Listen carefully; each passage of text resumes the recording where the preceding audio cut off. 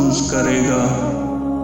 Number 1 یہ کہ اللہ تعالیٰ اور اس کے رسول اکرم صلی اللہ علیہ وآلہ وسلم ان دونوں سے زیادہ اسے کوئی محبوب نہ ہو۔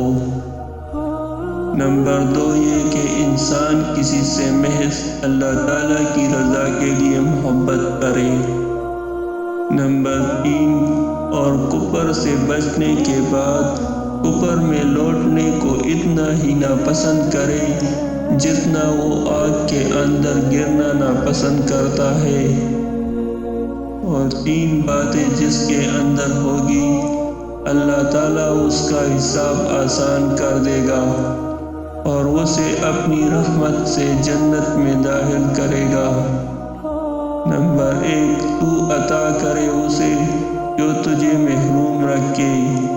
نمبر 2 اور تو معاف کر دے اسے جو تجھے محروم رکھے۔ نمبر 3 اور تو رشتہ جوڑے اس سے جو تجھ سے رشتہ توڑے۔ 3 چیزیں بچانے والی ہے اللہ تعالیٰ سے ڈرنا۔ نمبر 2 خوشی اور ناراضگی کی حالت میں انصاف کرنا۔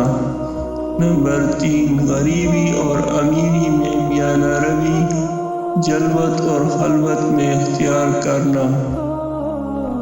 اور 3 چیزیں تباہ کرنے والی ہے۔ نمبر 1 خواہشات کی پیروی۔ نمبر 2 کنجوس کی اطاعت۔ نمبر 3 انسان کا اپنے آپ کو برتر سمجھنا۔ مکان سے پہلے اچھا پڑوسی، سفر سے پہلا اچھا ساتھی تلاش کر لو۔ جو تیرے ساتھ پیش آنا ہے وہ لکھ کر قلم خشک ہو گیا ہے۔ مل کر رہنا رحمت اور جدا جدا رہنا عذاب خداوندی ہے۔ جنت ماؤں کے قدموں کے نیچے ہے اور جنت تلواروں کے سائے تلے ہے۔ تیغوں کے سائے میں ہم پل کر جمع ہوئے ہیں، خنجر ہلال کا ہے قومی نشاں ہمارا۔ دنیا کی محبت ہر برائی کی جڑ ہے۔ کسی چیز کی محبت اندھا اور بہرا بنا دیتی ہے۔ لڑائی چال بازی کا نام ہے۔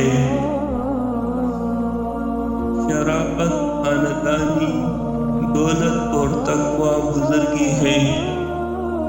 جنت کے گرد مصائب کی باڑ لگائی گئی ہے اور جہنم کے گرد خواہشات نفسانی کی باڑ لگائی گئی ہے۔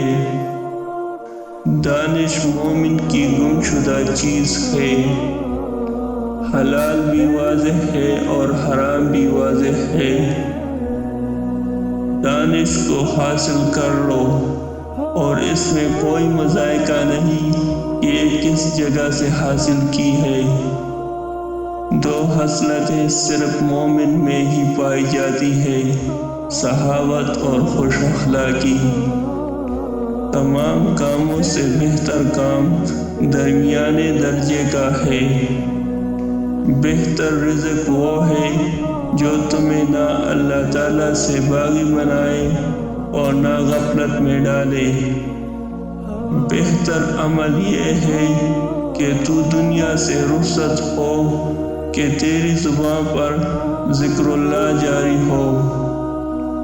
تم میں بہتر شخص وہ ہے جو اپنے گھر والوں کے لیے بہتر ہو، اور میں صلی اللہ علیہ وآلہ وسلم اپنے گھر والوں کے لیے سب سے بہتر ہوں۔